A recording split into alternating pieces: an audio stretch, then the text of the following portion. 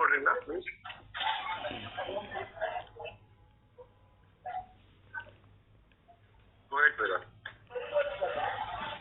கிறிஸ்து இயேசுக்குள் மிகவும் அன்பாய் அழைக்கப்பட்டு தெரிந்து கொள்ளப்பட்ட அன்பு சகோதர சகோதரிகளே, தேவனுடைய பெரிதான கிருபை, இரக்கம், தயவு இன்றும் கூட அவருடைய மகத்துவமான சத்தியங்களை தியானிக்க தேவன் நமக்கு கிருபை பாராட்டியிருக்கிறார். அந்த வண்ணமாக முதலாவதாக சர்வ வல்லமுள்ள தேவனுக்கு கர்த்தர் இயேசு வழியாக நன்றிகளும் துதி ஸ்தோத்திரங்களும் ஏற்கலாம் அன்பார்ந்த சகோதர சகோதரிகளே.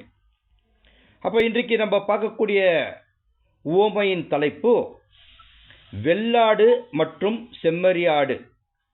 வெள்ளாடு மற்றும் செம்மறியாடு, the parable of sheep and goat. பிரியமான சகோதர சகோதரிகளே, இந்த உவமையை கூட நம்ம பேசிக் கிளாஸ்ல பார்த்தத உவமை தான். கொஞ்சம் ஞாபகப்படுத்திக்கிட்டாக்கா நமக்கெல்லாம் தெரியும், 3 அறுவடைகள், 3 ஹார்வெஸ்ட். அதுல 3வது அறுவடையாக இந்த உவமையை நாம் பார்த்திருக்கின்றோம். இன்றைக்கு முக்கியமாக இந்த உவமையில நாம ஒரு 4 வசனங்களை தான் நம்முடைய தியானத்துக்காக எடுத்துக்கொள்கின்றோம். காரணம், நம்முடைய பேசிக் கிளாஸ்ல பார்த்துட்ட அநேக காரியங்கள்ல கொஞ்சம் இந்த வசனத்தை, ஒரு 4 வசனத்தை கொஞ்சம் ஆழமாக தியானிக்க நாம் முயற்சி செய்யலாம் அன்பார்ந்த சகோதர சகோதரிகளே. அதிலும் விசேஷமாக கர்த்தர் இயேசு பேசிட்ட உவமைகளில் இது ரொம்ப இம்பார்ட்டன்ட், இது ரொம்ப விசேஷம். காரணம் என்னன்னாக்கா, இதுக்கு ஒரு தனிப்பட்ட விசேஷம் இருக்கின்றது. பாருங்க, நல்ல கவனிங்க. கர்த்தர் இயேசு பேசிட்ட 39 உவமைகளில் 1000 வருஷ அரசாட்சியில கண்ணுக்கு தெரிகிற பாகத்துல எஸ்டாப்ளிஷ் ஆன பிறகு, the visible kingdom எஸ்டாப்ளிஷ் ஆன பிறகு இந்த பூமியில என்னெல்லாம் நடக்குதோ, அதாவது தேவனுடைய ராஜ்யத்துல என்ன நடக்க போகிறதோ அது மிக தெளிவாக பேசக்கூடிய ஒரே ஒரு உவமைனா இந்த உவமை மட்டும்தான். பிரியமான சகோதர சகோதரிகளே, ஃபர்ஸ்ட் நம்ம புரிந்து கொள்ள விஷயம் என்னன்னாக்கா, இது ஒரு உவமை, this is a parable. ஒரு விஷயம் சரியாக புரிந்து கொள்ள வேண்டும் என்றால் நம்ம பைபிள் எடுத்துட்டாக்கா வசனத்தை மேல கீழே பார்க்கணும். That is so called as context study. மேல கூட வசனம் என்ன பேசுது, கீழே கூடிய வசனம் என்ன பேசுது, எந்த காலகட்டத்தில் பேசுது, அதை கண்டுபிடிக்கணும். இன்னும் நம்மளுக்கு அதுல தெளிவு வரலனாக்கா முந்தின சாப்டர் என்ன பேசுது, அப்புறமா ஃபாலோட் பை இந்த சாப்டர் என்ன பேசுது, அப்படி முன்னால பின்னால அதிகாரத்தை கூட நம்ம ஆராய்ந்து பார்ப்பது ரொம்ப நன்மை. அப்படி நம்ம பார்க்கும்போது, இந்த சாப்டர் வைஸ்ல பார்க்கும்போது சில நேரங்களில் நமக்கு எதை குறித்து நம்ம பேசுகின்றோம், எந்த கான்டெக்ஸ்ட நம்ம பேசுறோம்னு நமக்கு ஒரு தெளிவு வரும். விசேஷமாக பிரியமான சகோதர சகோதரிகளே, இந்த மத்தேயு 25ஆம் அதிகாரம் 31 துவங்கக்கூடிய இந்த உவமை, இது வந்துட்டு மேத்யூ சாப்டர் 25ல இடம் பெற்றிருக்கிற உவமை. ஆனா இந்த மேத்யூ 25க்கு முக்கியமா இதுக்கு முன்னாடி ஒரு சாப்டர் இருக்குது. அது என்னன்னா மேத்யூ சாப்டர் 24. அதுக்கு பின்னால வருகிற உவமை தான் மேத்யூ 25. அப்போ பிரியமான சகோதர சகோதரிகளே, மேத்யூ 25th சாப்டர்ல விசேஷம் என்ன? What is the significance in the gospel of Matthew chapter 24 அப்படின்னு நம்ம கேள்வி போட்டாக்கா, கர்த்தர் இயேசுடைய மிக முக்கியமான ஒரு தீர்க்க தரிசனம். அதாவது என்ன தீர்க்க தரிசனம் சொல்லிட்டாருனாக்கா, பாருங்க, அந்த காலத்துல சீஷருங்க கர்த்தர் இயேசு கிட்ட ஒரு கேள்வி கேட்கறாங்க. என்ன கேள்வி கேட்கறாங்கனாக்கா, மத்தேயு 24ஆம் அதிகாரம் 3ஆம் வசனம். மத்தேயு 24:3. பின்பு அவர் ஒலிவ மலையின் மேல் உட்கார்ந்திருக்கையில் சீஷர்கள் அவரிடத்தில் தனித்து வந்து, இவைகள் எப்பொழுது சம்பவிக்கும்? உம்முடைய வருகைக்கும் உலகத்தின் முடிவுக்கும் அடையாளம் என்ன எங்களுக்கு சொல்ல வேண்டும் என்றார்கள். பாருங்க பிரியமான சகோதர சகோதரியரே, சீஷர்கள் அவரிடத்தில் தனித்து வருகிறாங்க. தனிமையா இருக்கும்போது வந்துட்டு இவைகளெல்லாம் எப்போது சம்பவிக்கும், உம்முடைய வருகைக்கும் உலகத்தின் முடிவுக்கும் அவங்க அடையாளம் கேட்குறாங்க. எங்களுக்கு சொல்லுன்னும் போது அப்போ சீஷர்கள் கேட்ட கேள்விக்கு கர்த்தர் இயேசு ஒன் பை ஒன் வரிசையாக லிஸ்ட் போடுறாங்க. அதுதான் நம்ம மத்தேயு 24 அதிகாரத்தில் பார்க்கணும். இந்த அதிகாரம் பைபிள் ஸ்டூடெண்ட் நமக்கு மிக மிக முக்கியமான ஒரு அதிகாரம், எல்லாரும் பேசக்கூடிய ஒரு அதிகாரம். Matthew 24, again I repeat, second coming of our Lord Jesus Christ. அப்போ இந்த அதிகாரத்துக்கு பிறகு வரக்கூடிய சாப்டர் மேத்யூ சாப்டர் 25. மத்தேயு 25 அதிகாரத்தில் என்ன விசேஷம்னாக்கா, ஸ்டார்டிங் எடுத்த உடனே முதல் பேரபிள் 10 கன்னிகை பற்றின உவமை நம்ம தியானிச்சோம். அதுக்கு பிறகு 5 தாலந்துகள், தாலந்து பற்றின உவமை, டேலண்ட் பற்றின உவமை. அதுக்கு அடுத்தது தான் இப்போ நம்ம பார்க்கக்கூடிய உவமை வெள்ளாடு செம்மறியாடு. அப்போ மேத்யூ 25ல 3 உவமைகள் இருக்குது. 3 parables are there.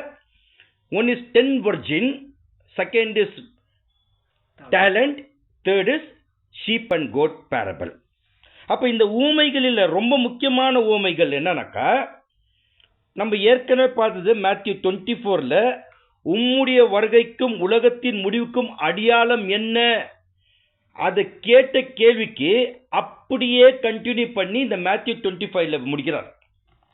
அவருடைய 2ஆம் வருகை மற்றும் அவருடைய ராஜ்யத்தின் குறித்தான காரியங்கள் இந்த 3 உவமையில ஒன் பை ஒன் பேசப்பட்டிருக்கின்றது. அப்ப ஃபர்ஸ்ட் மேத்யூ 25th சாப்டர்ல ஃபர்ஸ்ட் உவமை 10 கன்னிகை பற்றின உவமை. அதுல 10 கன்னிகை பற்றிய உவமைன்னு சொல்லிட்டாருனாக்கா அங்க ஒரு வார்த்தை வருது, இதோ மணவாளன், behold the bridegroom. அப்ப கர்த்தர் இயேசுடைய 2ஆம் பிரசனம், அந்த 2ஆம் பிரசனத்துல 2 வகுப்பார் இருப்பாங்க. ஒன்று புத்தியுள்ள கன்னிகை, 2வது புத்தி இல்லாத கன்னிகை. இந்த 2ஆம் வருகையில மாபெரும் சத்தியம் குறித்து இந்த உவமையில பேசப்பட்டிருக்கின்றது. பிரியமான சகோதர சகோதரியர், இதை பேசிட்டு நெக்ஸ்ட் என்ன சொல்றாருன்னா, உவமையில 5 தாலந்து குறித்தான உவமை பேசுறார். பாருங்க பிரியமான சகோதர சகோதரியரே, பைபிள் ஸ்டூடெண்ட்ஸ் மத்தியில நம்ம நிறைய விஷயங்கள் சபையில் இருக்குது. Organisation of the ecclesia, arrangement of the ecclesia, fund collection of the ecclesia, இதெல்லாம் இருக்குது. இதெல்லாம் நான் உதாசனப்படுத்தல, வேணா சொல்லல, இதெல்லாம் வந்துட்டு ஒரு ஓரமா இருக்கட்டும். ஆனா பிரதானமாக நாம தேட வேண்டிய விஷயம் பைபிள்ல இப்படிப்பட்ட மாபெரும் சத்தியம். அப்ப இந்த 5 தாலந்துகள் குறித்த பார்க்கும்போது ஒரு நாளைக்கு தீர்க்கமா பார்க்கலாம். என்னன்னாக்கா, எல்லாருக்கும் ஞானஸ்தானம் எடுத்த உடனே ஆவினால ஜெனிப்பிக்கப்பட்ட ஒவ்வொரு சகோதர சகோதரிகளுக்கு தாலந்து கொடுத்திருக்கிறார். யாருக்கும் தாலந்து இல்லைன்னு சொல்லவில்லை. ஆனால் தாலந்த வந்துட்டு ஒரு சகோதரன் இன்னொரு சகோதரன் கிட்ட ஐடென்டிஃபை பண்ண முடியாது, ஒரு சகோதரி இன்னொரு சகோதரி கிட்ட ஐடென்டிஃபை பண்ண முடியாது. அவங்களே உட்கார்ந்து எனக்கு தேவன் என்ன தாளந்து கொடுத்திருக்கிறாருன்னு அவங்களே தீர்மானிக்க வேண்டியது. உதாரணத்துக்கு ஒரு சகோதரனுக்கு பேசக்கூடிய திறன் இருக்குது, ஒரு சகோதரனுக்கு பாடக்கூடிய திறன் இருக்குது, ஒரு சகோதரனுக்கு அரேஞ்ச்மெண்ட் பண்ற திறன் இருக்குது. அந்தந்த தாளந்துக்கு ஏற்ப அவங்க செயல்பட வேண்டும். பேசக்கூடிய சகோதரத்தின் போயிட்டு பாட வச்சாக்க எப்படி இருக்கும், பாடக்கூடிய சகோதரத்தில் போய் அரேஞ்ச்மெண்ட் பண்ணா எப்படி இருக்கும்? அதுதான் என்னன்னாக்கா, அங்க ஒரு அரேஞ்ச்மெண்ட் டிசிப்ளின் ஆஃப் த எக்லிஷா இருக்காது. ஸோ ஏன் சொல்றேன்னாக்கா, ஏன் இந்த தாளந்து கொடுக்குறாருன்னா, நான் சொன்னது என்னன்னாக்கா, மேத்யூ 25ல செகண்ட் பிரசன்ஸ் ஆஃப் கிரைஸ்ட்ல ஒவ்வொருக்கும் தாளந்து கொடுத்துட்ட அதை வந்துட்டு நம்ம எக்லீஷால எப்படி பிரயோகம் பண்றோமோ அதுக்கு நம்ம கணக்கு கொடுக்க வேண்டும். உனக்கு கொடுக்க கூடாத தாளந்த நீ பிரயோகம் பண்ணிட்டு நீயே அழிச்சுக்குன்னு எக்லிஷாவை நாசம் பண்ணும்போது நீங்கள் கர்த்தர் இயேசுக்கு கணக்கு கொடுக்க வேண்டும். பிரியமான சகோதர சகோதரிகளே, அதுக்கு தான் அப்போஸ்தலர் பவுல் என்ன சொல்றாருனாக்கா, அவர் பிரதானமாக சபைகளுக்கு என்ன சொல்றாருன்னா, நான் ஞானஸ்தானம் கொடுக்க வரவில்லை, மாறாக சுவிசேஷத்தை பிரசங்க வந்தேன்னு சொல்றார். அப்ப இதுக்கு முக்கியத்துவம் கொடுக்கணும், இந்த மாதிரி சத்தியத்துக்கு முக்கியத்துவம் கொடுக்கும். பாருங்க, எக்லிஷா, பிரதர்ஸ், சிஸ்டர்ஸ், ஊழியம், இது எல்லாமே நமக்கு கொடுக்கப்பட்ட ஸ்லாக்கியம் இருக்கு. ஆனாலும் பட் ட்ரூத், சத்தியம் விஷயத்துல ரொம்ப தெளிவாக இருக்க வேண்டும். இது அத்தனையும் நம்ம ஆராய்ந்து பார்த்தா நமக்கு சத்தியத்துல ரட்சிப்புக்கு ஏதுவான இருக்கக்கூடிய ட்ரூத்துக்கு நாம் ப்ரிஃபரன்ஸ் கொடுக்க வேண்டும். இது ஃபர்ஸ்ட் மைண்ட்ல வச்சணும். அப்போ இந்த வசனங்களை நாம் ஆராய்ந்து பார்க்கிறது ரொம்ப அவசியம். அப்போ இந்த 5 தாலந்து மெயின் பாயிண்ட் அங்க என்னன்னாக்கா, அந்த கருத்து என்னன்னாக்கா, எஜமானாகிய ஒருவன் தூர தேசத்துக்கு பிரயாணம் பண்ண போகும்போது, வாசிக்கலாம் மத்தேயு 25 அதிகாரம் 14 வசனம். மத்தேயு 25:14.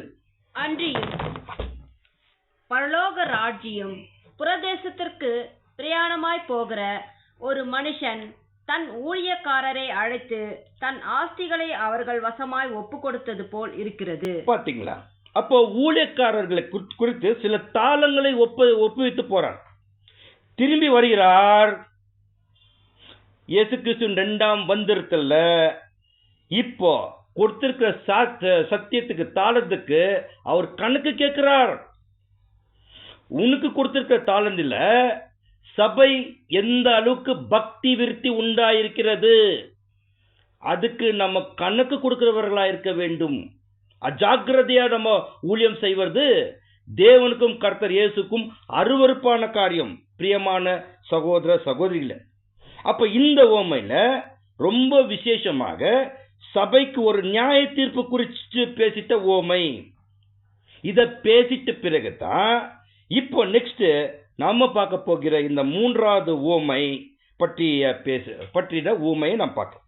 அப்ப இந்த உவமையில என்னங்க, ஷீப் அண்ட் கோட், வெள்ளாடு செம்மறியாடு. இங்க மனுஷகுமாரன் மகிமையில சிங்காசனத்தில் உட்கார்ந்து இருப்பார். ஜனங்கள் எல்லாரும் அவருக்கு முன்பாக நின்று இருப்ப போது அவர்களை வெள்ளாடு செம்மறியாடு ஆடு என்ற வகையில் பிரிப்பார். There will be a separation in the visible face of the kingdom, like the sheep and the goat. அவர்களுக்கு உரிய ஆசீர்வாதம் அங்கு பெற்றுக்கொள்வார்கள். இது 2ஆம் வருகை குறிச்சான காரியத்தில் நான் பேச வைக்கிறேன். அப்ப ரொம்ப முக்கியம், கண்ணுக்கு தெரிகிற பாக்கியத்தில் ராஜ்யம் ஸ்தாபித்த பிறகு அப்போ நடக்கக்கூடிய காரியத்தை இப்போ நம்ம பேசுறோம். பிரியமான சகோதர சகோதரிகள், அப்ப முதல் 2 உவமையில கன்ஃபியூஸ் பண்ணிக்காதீங்க, கவனிங்க. முதல் 2 உவமை 10 கன்னிகை பற்றின உவமை மற்றும் 5 தாலந்து பற்றின உவமை. இது எப்போ நடக்கும்னாக்கா, கண்ணுக்கு தெரியாத பாகத்தில் நடக்கக்கூடிய விஷயம். There is a two phase of the kingdom, the visible kingdom and invisible kingdom. In invisible kingdom, these first 2 parables will be fulfilled. That is 10 virgins and 5 talents. அதாவது ராஜ்யத்தில் 2 வகையாக பிரிக்கப்படுகிறது. கண்ணுக்கு தெரிகிற பாகம், கண்ணுக்கு தெரியாத பாகம்.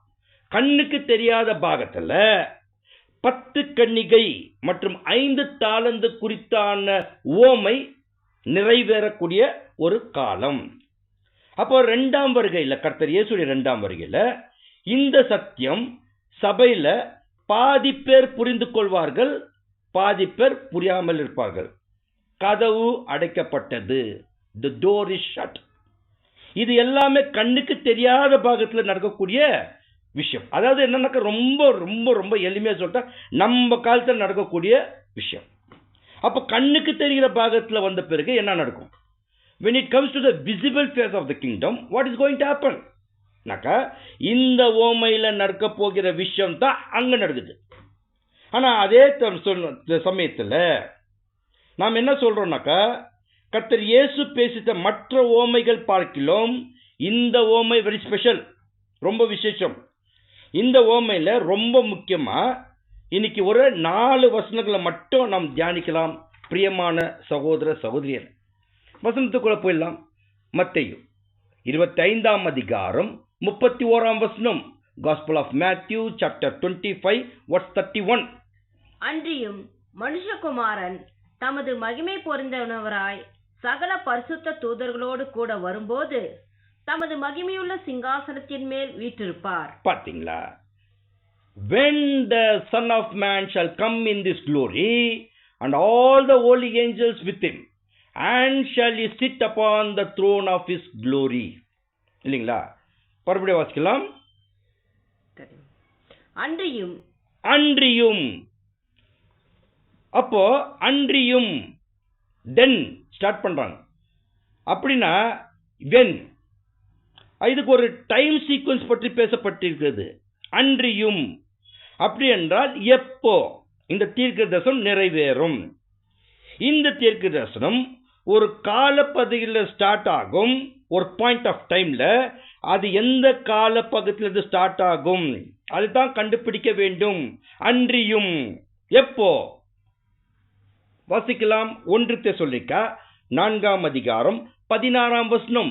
1 தெசலோனிக்கா chapter 4 verse 16.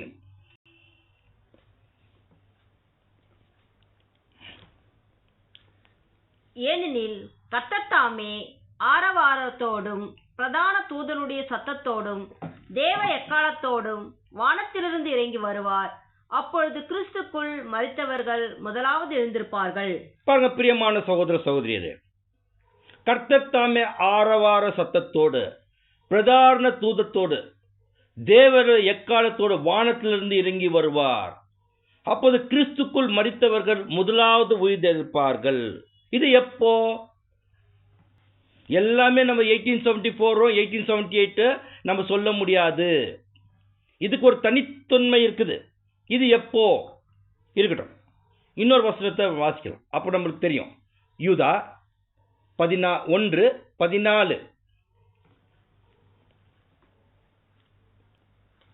ஆதாமுக்கு 7ஆம் தலைமுறையான ஏனோக்கும் இவர்களை குறித்து இதோ எல்லோரும் நியாயம் தீர்ப்பு கொடுக்கிறதற்கும் அவர்கள் அவபக்தி உள்ளவர்கள் யாவரும் அவபக்தியாய் செய்து வந்த சகல அவபக்தியான கிரியைகள் நிமித்தமும் 15ஆம் வசனம். தமக்கு விரோதமாய் அவபக்தி உள்ள பாவிகள் பேசின கடின வார்த்தைகள் எல்லாவற்றின் நிமித்தமும் அவர்களை கண்டிக்கிறதற்கும் ஆயிரமான தமது பரிசுத்தவான்களோடு கூட கர்த்தர் வருகிறார் என்று முன்னறிவித்தான். பாத்தீங்க, அப்போ இது கர்த்தர் இயேசுடைய 2ஆம் வருகை குறித்தான சத்தியம்.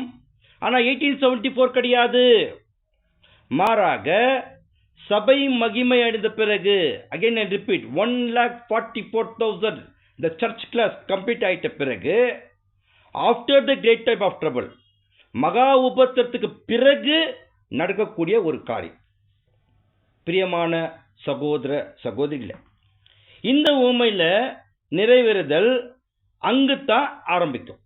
அப்போ அதுதான் அந்த வார்த்தையில அந்த வசனத்தில் கொடுக்க எக்ஸ்பிளனேஷன். அன்றியும், அப்பொழுதுனாக்கா கண்ணுக்கு தெரிகிற கர்த்தர் இயேசுடைய ராஜ்யத்தில் ஸ்டார்ட் ஆகக்கூடிய விஷயம். சபை மகிமை அடைந்து கர்த்தரோடு இணைந்து இருக்கும் போது நடக்கக்கூடிய விஷயம். கன்ஃபியூஷன் வேண்டாம், இன்னும் கிளியர் பண்ணலாம். தேவனுடைய பரிசுத்தாவை பெற்றுக்கொண்டு அவருடைய அனுகிரகம், அவருடைய கிருபையில் இந்த ஒரு ஓமையை நம்ம நல்லா புரிஞ்சுக்கலாம். பிரியமான சகோதர சகோதரி, வாசிக்கலாம். மத்தேயு 25ஆம் அதிகாரம் 31ஆம் வசனம். அன்றியும் மனுஷகுமாரன் தமது மகிமை பொருந்தினவராய் சகல பரிசுத்த தூதரோடு கூட வரும்போது தமது மகிமையுள்ள சிங்காசனத்தின் மேல் வீற்றிருப்பார். பாத்தீங்களா? சிங்காசனத்தின் மேல் வீற்றிருக்கும் போது நடக்கிற விஷயம் என்ன நடக்குது? 32ஆம் வசனம். அப்பொழுது சகல ஜனங்களும் அவருக்கு முன்பாய் சேர்க்கப்படுவார்கள். மேய்ப்பனானவன் செம்மறி ஆடுகளையும் வெள்ள ஆடுகளையும் வெவ்வேறாக பிரிக்கிறது போல அவர்களை அவர் பிரித்து பாருங்க, and before him shall be gathered all nations, and he shall separate them one from another, as a shepherd divided his sheep from the goats. மறுபடியும் வாசிக்கலாம். அப்பொழுது சகல ஜனங்களும் அவருக்கு முன்பாய் சேர்க்கப்படுவார்கள். எந்த ஜனங்கள் சேர்க்கப்படுவார்கள்? உலக ஜனங்கள், பொதுவான ரட்சிப்பு, ஜெனரல் ரிசரக்ஷன்ல வராங்க இல்லையா, அவங்க எல்லாம் சேர்க்கப்படுவார்கள். எதிலிருந்து?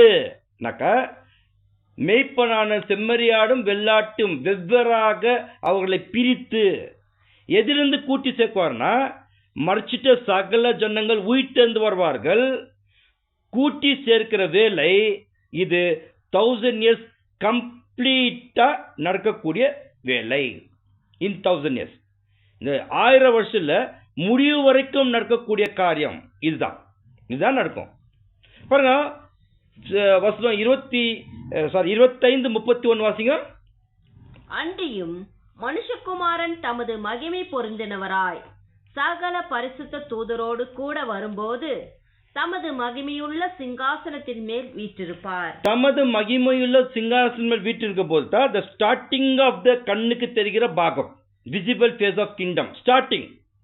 இதுல என்ன நடக்குதுன்னா 32ஆம் வசனத்துல the complete 1000 years of the Christ kingdomல நடக்கக்கூடிய விஷயத்தை தான் இந்த 32ஆம் வசனத்தை பார்க்கணும். சரி, 33ஆம் வசனத்துல என்ன நடக்குது?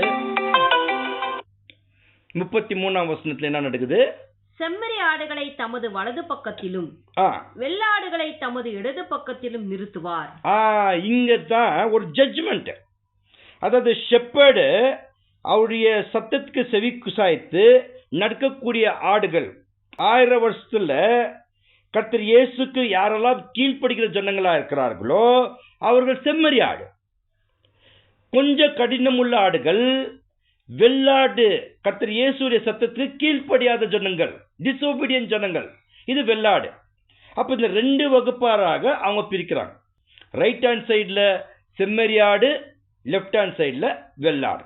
ரைட் ஹேண்ட் சைட்ல ஃபேவர் கிடைக்கும் கர்த்தர்கிட்ட இருந்து, லெப்ட் ஹேண்ட் சைட்ல டிஸ்ஃபேவர் கிடைக்கும் கர்த்தர்கிட்ட இருந்து.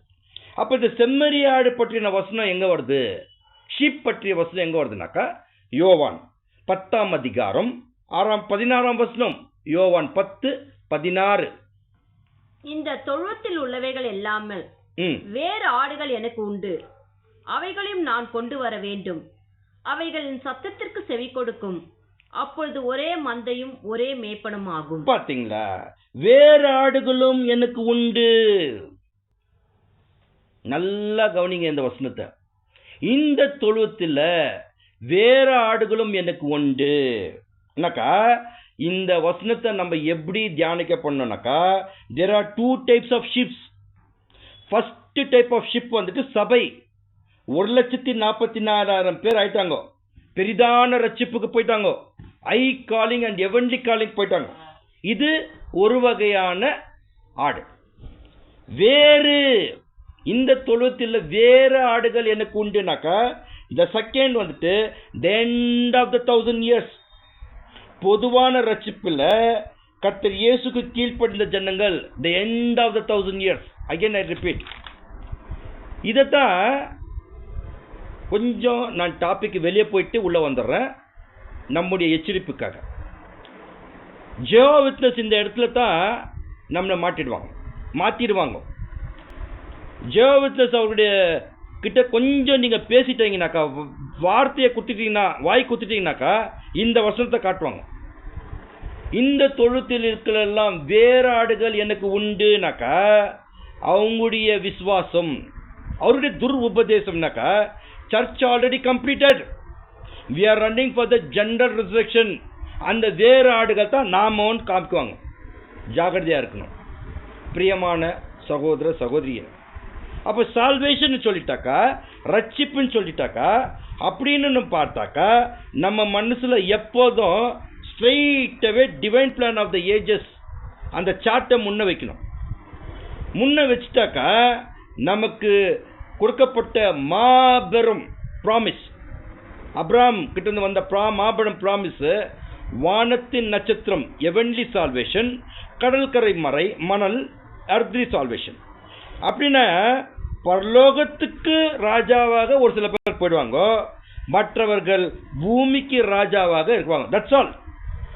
only two things is there, only heavenly salvation and earthly salvation, that's all brother. அப்புறமா மற்ற விஷயம்லாம் கிருபை தான், திரள் கூட்டம் கிருபை தான்.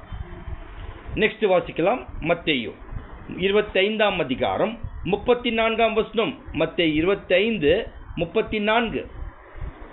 அப்பொழுது ராஜா தமது வலது பக்கத்தில் நிற்பவர்களை பார்த்து, வாருங்கள் என் பிதாவினால் ஆசீர்வதிக்கப்பட்டவர்களே, உலகம் உண்டானது முதல் உங்களுக்காக ஆயத்த பண்ணப்பட்டிருக்கிற ராஜ்யத்தை சுதந்தரித்துக் கொள்ளுங்கள். Then shall the king say unto them on his right hand, Come, ye blessed of my father, inherit the kingdom prepared for you from the foundation of the world.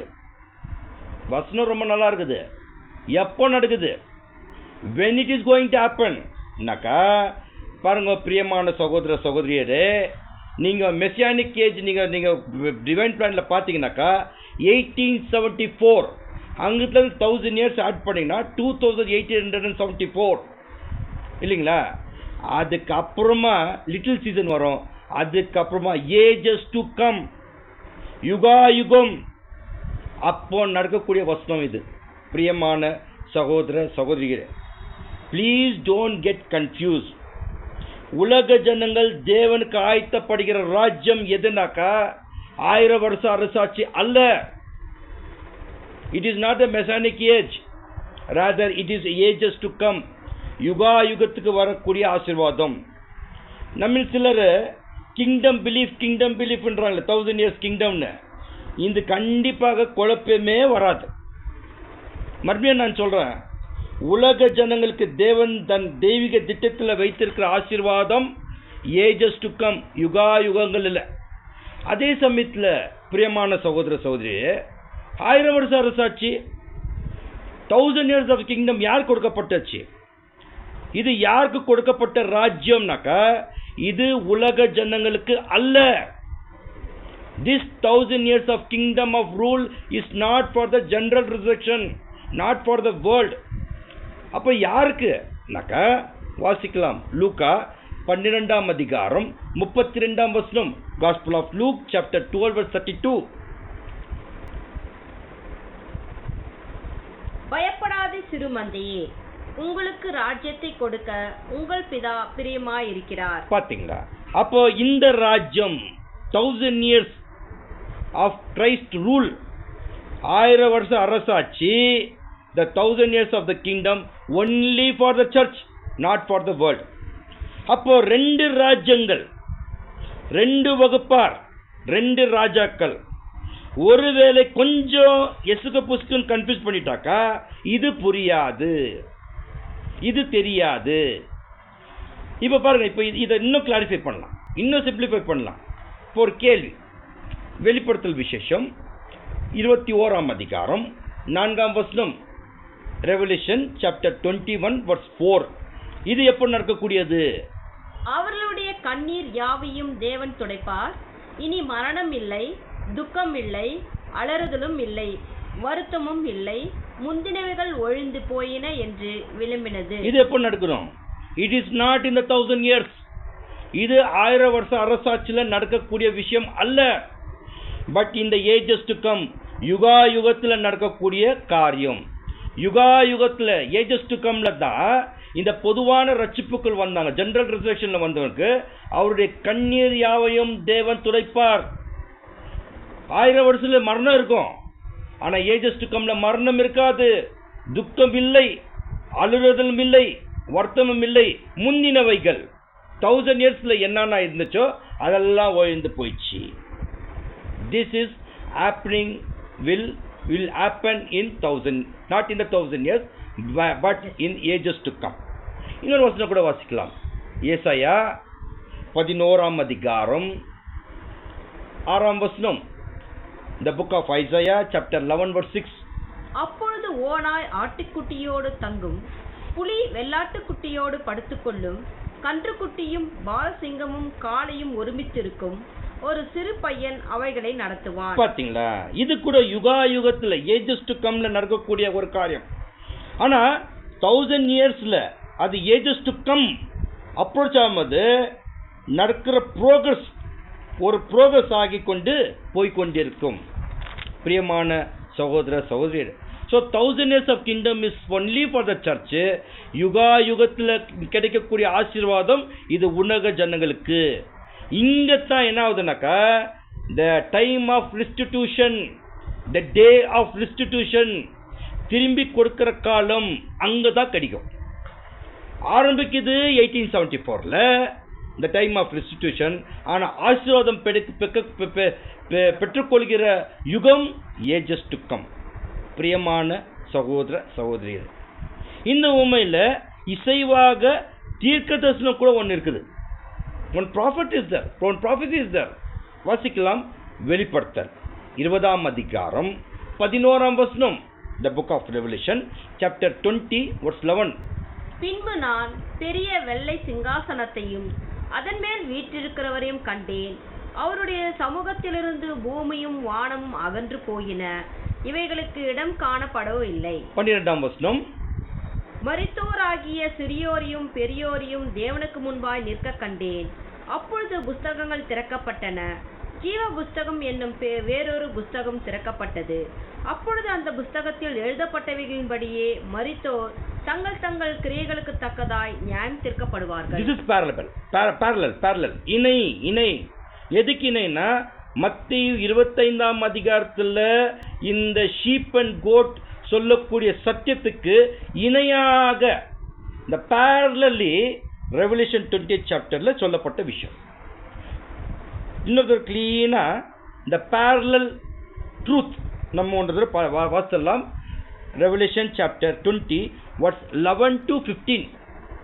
பின்பு நான் பெரிய வெள்ளை சிங்காசனத்தையும் அதன் மேல் வீற்றிருக்கிறவரையும் கண்டேன். அவருடைய சமூகத்திலிருந்து பூமியும் வானமும் அகன்று போயின, இவைகளை இடம் காணப்படவில்லை. 12ஆம் வசனம். மரித்தோராகிய சிறியோரும் பெரியோரையும் தேவனுக்கு முன்பாய் நிற்க கண்டேன். அப்பொழுது புஸ்தகங்கள் திறக்கப்பட்டன. ஜீவ புஸ்தகம் என்னும் வேறொரு புஸ்தகம் திறக்கப்பட்டது. அப்பொழுது அந்த புஸ்தகங்கள் எழுதப்பட்டவைகளின்படியே மரித்தோர் தங்கள் தங்கள் கிரியைகளுக்கு தக்கதாய் நியாயம் தீர்க்கப்பட்டார்கள். 13ஆம் வசனம். சமுத்திரம் தன்னில் உள்ள மரித்தோரை ஒப்புவித்தது. மரணமும் பாதாளமும் தங்களில் உள்ள மரித்தோரை ஒப்புவித்தன. யாவரும் தங்கள் தங்கள் கிரியையின்படியே நியாயம் தீர்ப்பு அடைந்தார்கள். 14. அப்பொழுது மரணமும் பாதாளமும் அக்னி கடலிலே தள்ளப்பட்டன. இது 2ஆம் மரணம். Little season 15%. ஜீவ புஸ்தகத்திலே எழுதப்பட்டவனாக காணப்படாதவன் எவனோ அவன் அக்னி கடலிலே தள்ளப்படான்.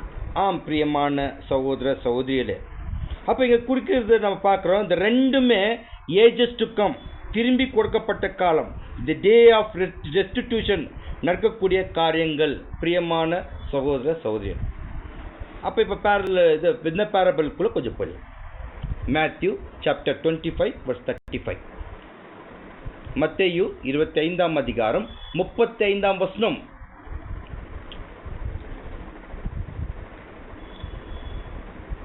பசியாயிருந்தேன், எனக்கு போஜனம் கொடுத்தீர்கள். தாகமாயிருந்தேன், என் தாகத்தை தீர்த்தீர்கள். அந்நியனாயிருந்தேன், என்னை சேர்த்துக் கொண்டீர்கள். பாத்தீங்களா, நிறைய பிரதர்ஸ் அண்ட் சிஸ்டர்ஸ் ரொம்ப வேதனையா சொல்றேன். இது 1000 வருஷம் அரசாட்சியில் பொதுவான ரட்சிப்புல ஜனங்களுக்கு வரும்போது அப்போ நடக்கக்கூடிய விஷயத்த சுவிசேஷ யுகத்துல இப்போ அவங்க பிரயோகப்படுத்துறாங்க. ரொம்ப வேதனை. This is going to happen in the end of the 1000 years. அப்ப என்னன்னாக்கா, ஒருத்தர் பசியா இருந்தான், அவனுக்கு போஜனம் கொடுத்தான். ஒருத்தர் தாகமா இருந்தான், அவனுக்கு தண்ணி கொடுத்தான். ஒருத்தர் அந்நியனா இருந்தான், அவனை சேர்த்து கொண்டான். 36ஆம் வசனம். வஸ்திரம் இல்லாதிருந்தேன், எனக்கு வஸ்திரம் கொடுத்தீர்கள். வியாதியாயிருந்தேன், என்னை விசாரிக்க வந்தீர்கள். காவலில் இருந்தேன், என்னை பார்க்க வந்தீர்கள் என்பார். 37ஆம் வசனம். அப்பொழுது நீதிமான்கள் அவருக்கு பிரதியுத்தரமாக, ஆண்டவரே, நாங்கள் எப்பொழுது உம்மை பசி உள்ளவராய் கண்டு உமக்கு போஜனம் கொடுத்தோம்? எப்பொழுது உம்மை தாகமுள்ளவராய் கண்டு உம்முடைய தாகத்தை தீர்த்தோம்? 38ஆம் வசனம். எப்பொழுது உம்மை அந்நியராய் கண்டு உம்மை சேர்த்து கொண்டோம், எப்பொழுது உம்மை வஸ்திரம் இல்லாதவராய் கண்டு உமக்கு வஸ்திரம் கொடுத்தோம். 39ஆம் வசனம். எப்போது உம்மை வியாதி உள்ளவராய் காவலில் இருந்தவராய் கண்டு உம்மிடத்தில் வந்தோம் என்பார்கள். 40ஆம் வசனம். அதற்கு ராஜா பிரதியுத்தரமாக, மிகவும் சிறியவராகிய என் சகோதரனை, இவர்களில் ஒருவனுக்கு நீங்கள் எதை செய்தீர்களோ அதை எனக்கே செய்தீர்கள் என்று மெய்யாகவே உங்களுக்கு சொல்கிறேன் என்பார். பாருங்க பிரியமான சகோதர சகோதரியர், இந்த இடத்துல கர்த்தர் இயேசு ராஜாதி ராஜாவா வந்துட்டாரு. அவரு உலக ஜனங்களுக்கு ஒரு ரெப்ரசன்டேட்டிவாக இருக்கிறார். அவர்களுக்கு என்னெல்லாம் நீ செய்தீர்களோ அது அத்தனையும் எனக்கு செய்தன்னு ராஜாதி ராஜா கர்த்தர் இயேசு சொல்றார். அப்போ ராஜ்யத்தில் சுதந்திரித்துக் கொள்ளும் போது இதெல்லாம் செய்தவங்க ரைட் ஹேண்ட்ல ஜனங்களாக இருப்பாங்க. They will be consider as a sheep class. செம்மறியாடு வகுப்பாராக அவர்களை தேர்ந்தெடுப்பார். அதே சமயத்தில் லெஃப்ட் ஹேண்ட்ல கோட் கிளாஸ், அதாவது வெள்ளாட்டு வகுப்பார், இவருடைய குணலட்சணம் எப்படின்னாக்கா தொடர்ந்து வாசிக்கலாம். மத்தேயு 25ஆம் அதிகாரம் 41ஆம் வசனம். அப்பொழுது இடது பக்கத்தில் நிற்பவர்களை பார்த்து, அவர்கள் சபிக்கப்பட்டவர்களே, என்னை விட்டு பிசாசாகவும் அவன் தூதர்களுக்காகவும் ஆயத்த பண்ணப்பட்டிருக்கிற நித்திய அக்னியிலே போங்கள். 42ஆம் வசனம். பசியாயிருந்தேன், நீங்கள் எனக்கு போஜனம் கொடுக்கவில்லை. தாகமாயிருந்தேன், நீங்கள் என் தாகத்தை தீர்க்கவில்லை. 43ஆம் வசனம். அந்நியனாயிருந்தேன், நீங்கள் என்னை சேர்த்துக் கொள்ளவில்லை. வஸ்திரம் இல்லாதிருந்தேன், நீங்கள் எனக்கு வஸ்திரம் கொடுக்கவில்லை. வியாதி உள்ளவனாயும் காவல் அடைப்பட்டவனாயும் இருந்தேன், நீங்கள் என்னை விசாரிக்க வரவில்லை என்பார். 44ஆம் வசனம். அப்பொழுது அவர்கள் அவருக்கு பிரதியுத்தரமாக, ஆண்டவரே, உம்மை பசியுள்ளவராகவும் தாகமுள்ளவராகவும் அந்நியராகவும் வஸ்திரம் இல்லாதவராகவும் வியாதிப்பட்டவராகவும் காவலிட அடைக்கப்பட்டவராகவும் நாங்கள் எப்பொழுது கண்டு உமக்கு உதவி செய்யாதிருந்தோம் என்பார்கள். 45ஆம் வசனம். அப்பொழுது அவர் அவர்களுக்கு பிரதியுத்தரமாக, மிகவும் சிறியவர்களாகிய இவர்களில் ஒருவனுக்கு நீங்கள் எதை செய்யாதிருந்தீர்களோ அதை எனக்கு செய்யாதிருந்தீர்கள் என்று மெய்யாகவே உங்களுக்கு சொல்கிறேன் என்பார். 46ஆம் வசனம். அந்தபடி அவர்கள் நித்திய ஆக்னியை அடையவும் நீதிமான்களே நித்திய ஜீவனை அடையவும் போவார்கள். ஒரு ஜட்ஜ்மெண்ட் நடக்குது, ஒரு நியாய தீர்ப்பு. செம்மறியாடு வகுப்பார் வெள்ளாட்டு வகுப்பார் மத்தியில ஒரு நியாய தீர்ப்பு. இது 1000 வருஷ அரசாட்சியில கடைசியில நடக்கக்கூடிய ஒரு சம்பவம். அது எண்ட் ஆஃப் த 1000 இயர்ஸ் நடக்குது. அப்ப இந்த நியாய தீர்ப்பு ரொம்ப விசேஷமாக கவனிங்க, தயவுசெய்து கவனிங்க. இந்த நியாய தீர்ப்பு ரொம்ப விசேஷமாக விசுவாசத்தின் அடிப்படையில் இல்லை, மாறாக கிரியின் அடிப்படையில் தான் நியாயத்திற்கும். That judgment is not by the faith but by the deed. அதே சமயத்தில் சுவிசேஷ யுகத்தில் நமக்கு சபைக்கு நேருகிற நியாயத்திற்போ விசுவாசத்தின் அடிப்படையில் நடக்கிறது. கிரியை ரொம்ப பெருசால தேவனும் கர்த்தர் இயேசு பார்க்க மாட்டார். நம்முடைய இருதயம் சிந்தனைகளை பார்ப்பாரு. நியாயமான பிரயாசங்களை நம்ம ஏறத்தா போதும். கிரியைக்கு அதிக முக்கியத்துவம் கொடுப்பது இல்லை இப்போ சுவிசேஷ யுகத்தின் நியாய தீர்ப்புல, மாறாக விசுவாசத்தின் அடிப்படையில் தான் இருக்குது. அப்போ விசுவாசம் சொல்லிட்டாக்கா எவ்வளோ முக்கியத்துவம் நம்ம சத்தியத்துக்கு கொடுக்கணும். we cannot take choice by faith. இந்த டாக்டரின் தேவை, இந்த டாக்டரின் தேவையில்லை, அந்த மாதிரி no choice, because our judgment is purely on the faith. பிரியமான சகோதர சகோதரியன், ஆனால் 1000 வருஷம் அரசாட்சியில் ஜனங்க அங்க விசுவாசம் மட்டும் காட்டினா வேலைக்கு வராது. கண்டிப்பாக விசுவாசத்தோடு கிரியைகள் டீட் அங்க காட்ட வேண்டும். அதுவும் நீதி கேட்ட கிரைகள். என்ன அந்த கிரைகள்னாக்கா இப்ப வாசிக்கலாம். மத்தேயு 25ஆம் அதிகாரம் 35. Matthew chapter 25 verse 35. பசியாயிருந்தேன், எனக்கு போஜனம் கொடுத்தீர்கள். தாகமாயிருந்தேன், என் தாகத்தை தீர்த்தீர்கள். அந்நியனாயிருந்தேன், என்னை சேர்த்துக் கொண்டீர்கள். 36ஆம் வசனம். வஸ்திரம் இல்லாதிருந்தேன், எனக்கு வஸ்திரம் கொடுத்தீர்கள். வியாதியாயிருந்தேன், என்னை விசாரிக்க வந்தீர்கள். பாருங்க, காவலில் இருந்தேன், என்னை பார்க்க வந்தீர்கள் என்பார். பாருங்க பிரியமான சகோதர சகோதரி, ரொம்ப பிராக்டிக்கலா நம்ம திங்க் பண்ணலாம். Let us go to the 1000 years and visible face of the kingdom and think about, இல்லைங்களா? 1000 வருஷம் அரசாட்சியில் எல்லா பொதுவான ரட்சிப்புகள் வருவாங்க. எங்கள் அப்பா, எங்கள் தாத்தா, உங்கள் முத்தாத்தா எல்லாம் வருவாங்க ஜெனரல் ரிசெக்ஷனில். ஏற்கனவே உயிர்த்த ஜனங்கள் இந்த மாதிரி உதவிகள் செய்ய வேண்டும். அது அவங்களுக்கு கொடுக்கப்பட்ட மாபெரும் வாய்ப்பு. எப்படின்னாக்கா, பசியா இருந்தேன், அப்பதான் உயிர் தேர்ந்து வந்திருப்பாங்க. They are depend about food, they are depend about water. லிட்டரலா சாப்பாடு கொடுக்கணும், லிட்டரலா தண்ணி கொடுக்கணும். உயிர் தேர்ந்து வரும்போதுல அவங்க ரேமன் ட்ரெஸ், பேண்ட் ஷர்ட் எல்லாம் போட்டு வர மாட்டாங்க, சீரெல்லாம் கட்டின்னு வர மாட்டாங்க, செய்க இல்லைங்களா? அவங்களுக்கு வஸ்திரம் கொடுக்கணும். காரணம், அப்போதான் உயிர்த்தெழுதல் வந்தவர்களுக்கு இதெல்லாம் தேவைப்படும். பிரியமான சகோதர சகோதரியரே, அப்ப ராஜ்யத்தில் இது யாரெல்லாம் தாங்க வேண்டும்? ஏற்கனவே உயிர்த்தெழுந்து வந்துட்ட ஜனங்கள் தான் ராஜ்யத்தில் இது அத்தனையுமே தாங்க வேண்டும். தெரியுங்களா? புரியுதுங்களா? அப்ப இதோட ஸ்பிரிச்சுவலி ஆவிக்குரிய விஷயத்தை கூட அவங்க போஷிக்கணும். சத்தியம் என்ற ஆகாரத்தை கொடுக்கணும், ஜீவன் கொடுக்கிற தண்ணீரை கூட அவர்களுக்கு கொடுக்கணும். ஏற்கனவே உயிர்த்தெழுந்து வந்தவர்களுக்கு அப்போ சத்தியம் கிடைச்சிட்டு. என்ன சத்தியம்? புதுசா உயிர்த்தெழுந்து வந்தவங்களுக்கு, ஒருவேளை எங்க தாத்தாவுடைய அப்பா எல்லாம் வந்துட்டு இந்து, அவருக்கு முதலாவது இயேசு கிறிஸ்துடைய பேரை தெரியாது. அப்பேற்பட்டவங்களுக்கு 1000 வருஷம் அரசாட்சி எண்டில் பொதுவான ரட்சிப்புக்கு வந்த பிறகு என்ன மாதிரி சத்தியத்தை கொடுக்குவீங்க நம்ம பார்க்கும்போது வாசிக்கலாம். 1 தீமோத்தேயு 2ஆம் அதிகாரம் 4ஆம் வசனம். 1 தீமோத்தேயு 2nd chapter 4th verse. எல்லா மனுஷரும் ரட்சிக்கப்படவும். எல்லா மனுஷரும் அந்த பிரேத குழியிலிருந்து வெளியே வருவாங்க. அது பொதுவான ரட்சிப்புகள் வெளியே வருவாங்க. ஃபர்ஸ்ட் தேவனுடைய சித்தம் திட்டமே எல்லா மனுஷரும் ரட்சிக்கப்படவும், சத்தியத்தை அறிகிற அறிவை அடைவும் அவர் சித்தம் உள்ளவராய் இருக்கிறார். First they have to come out from the graveyard. எல்லாரும் ரட்சிக்கப்படணும். பிறகு சத்தியத்தை அறிகிற அறிவு.